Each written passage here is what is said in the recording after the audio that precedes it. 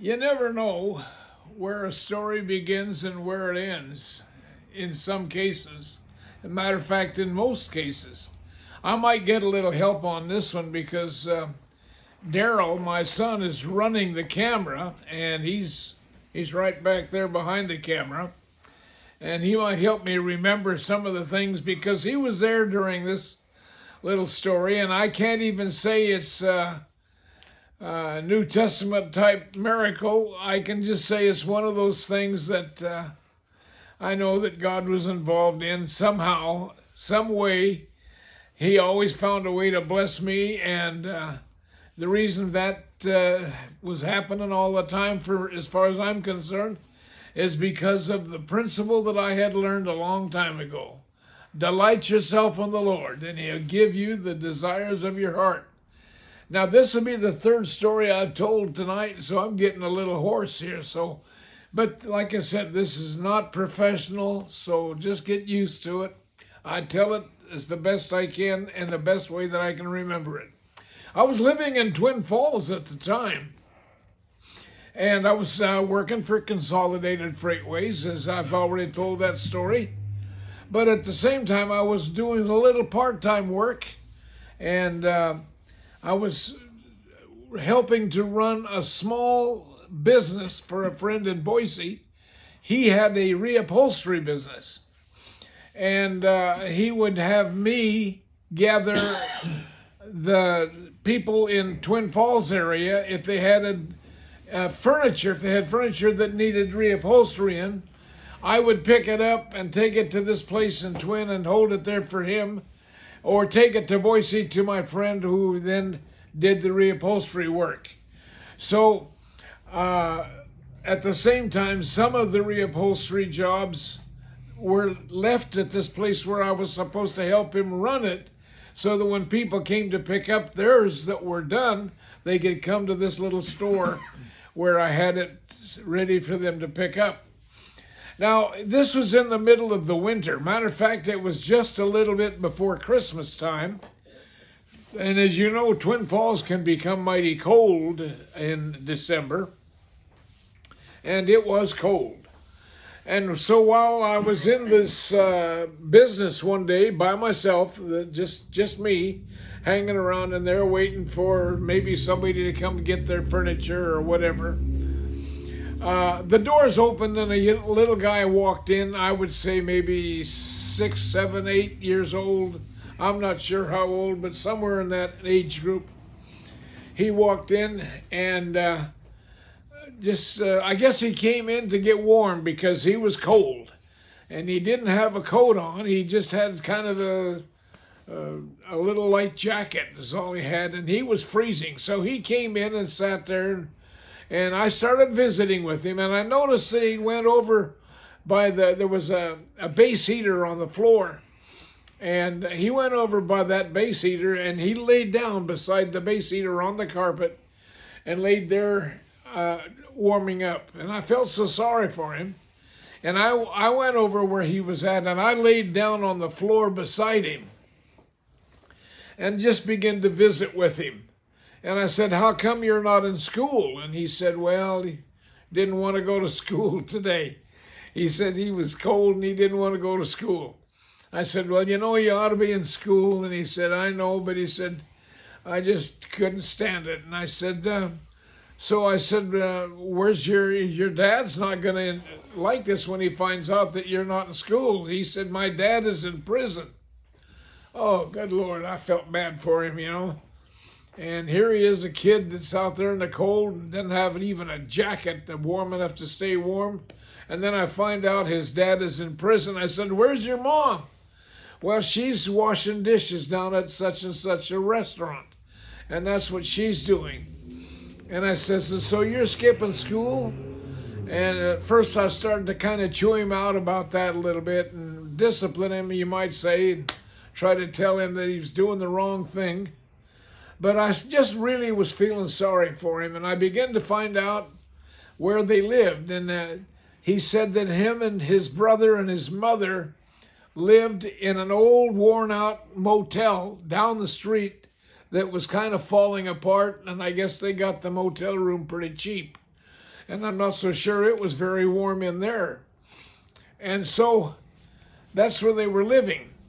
Well, I felt so sorry for this young man, and I happened to be going once a week to a, what do they call it, one of those civic groups like the JCs or these businessmen's clubs in, I don't remember which one it was, but it's one of the businessmen's clubs in town where they meet once a week, and so I went to one of these meetings, and in the meeting I was asked to share something. I don't know how it happened, but anyway, I got up and I shared the story about this little guy who was cold and had come in the store.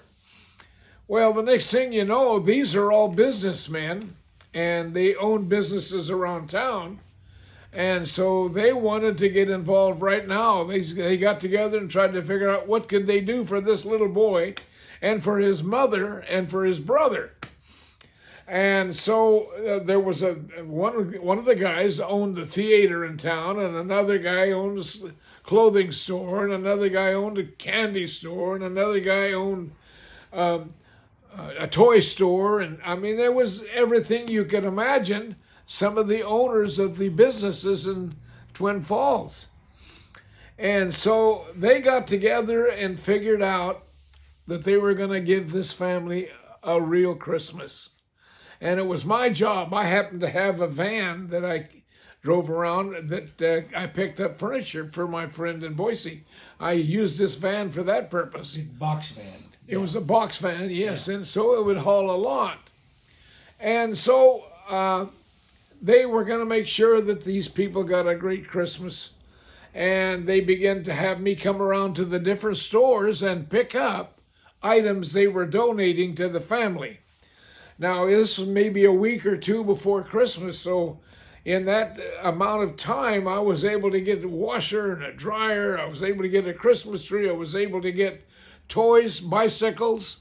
And Daryl, can you help me think of... There was beds and bedding, yeah, coats and clothing. Bedding, yeah, and jackets and just everything you can imagine, including the toys and things they needed. And like I said, it's been a long time, so remembering all of the stuff that was given. But the van was full by the time Christmas came. The van was full. And we had a real Christmas waiting for this family. Well, Daryl got an idea. He wanted to go with me when I gave it to them, and my wife had made me a Santa Claus outfit. And so if Daryl was going to go with me, he was just a short little guy. Maybe, how old were you, Daryl? About 6? 8. 8 years old? Anyway, she made him a, what do you call it? An elf. An elf suit. He looked like an elf. And so the elf and Santa on Christmas Eve drove over to that motel room. And the light was on in there, so I knew they were home. And go up and I knock on the door, and when the kids answered the door, this is me, Santa Claus, which because I had the whole outfit on, and ho ho ho, I was being a Santa, and I said, "Come with me." And I took him out to the van and opened the door, and then with Daryl there as a little elf helping me, and then those two young men, the boy and his brother. They were helping me, and they were taking the stuff out of the van and hauling it into the motel. And I'm talking about not only the Christmas tree and I don't know how we got that washer and dryer in. Had a one of those. Had a hand truck. Yeah. So, and then we had, oh my goodness, stuff for the wife. Like all kinds of clothing and nice, warm, beautiful coats and coats for the kids. And a year's worth of movie tickets, and you name it, that van had it in there, and we were able to share all of this. And while I was doing this and sharing all of these gifts with these kids, and it was an exciting time, the one young man that had been in the store where this all started, he come up and he looks at me real close through my Santa outfit, and he says, "I know you." He said, "You were the man in the store." So he had me picked out, and he knew I wasn't really Santa. But he also was very thrilled to get all of these things given. And it was a wonderful, wonderful time, not only for them, but for me and for Daryl.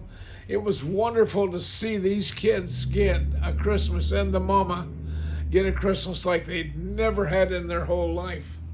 And so I've often thought about that. The years have gone by now. I'll bet it's been around 50 years since this happened. And I've often wondered where they're at. Those kids are in their 50s now, maybe close to 60 years old. So it's just if you by some chance, one of them or both of you see this video and you go to YouTube and you see this video, be sure and get in touch with me, because I'd sure like to know whatever happened after that. But God was good. God blessed them, and he blessed me. I don't know if you'd call that a miracle or what you'd call it, but it was a great Christmas for me and them. And it's just one of the stories that I got to be a part of. Thank you for tuning in. Thank you for us. Yeah, Daryl, you got something? Do you want to give an email address? An email? Yeah. Yeah, this is a long email. It starts off with Buzz, B-U-Z-Z, .Idaho, yodeler. Yodeler is spelled Y-O-D-E-L-E-R. So it's buzz.idaho yodeler. Goertzen, spelling last name G-O-E-R-T-Z-E-N. Now it's buzz.idaho yodeler.goertzen @gmail.com. Get in touch with me if you know where these boys are. I'd sure like to hear from them. And like I say, if you want to subscribe and get in on some of the rest of the stories, you want to hear some of the songs I used to write and songs I used to sing in the churches and in the meetings all over the country, they're right here on YouTube. So check them out. And God bless you. Subscribe by ringing the little bell down there. We'll see you later. God bless. Bye-bye.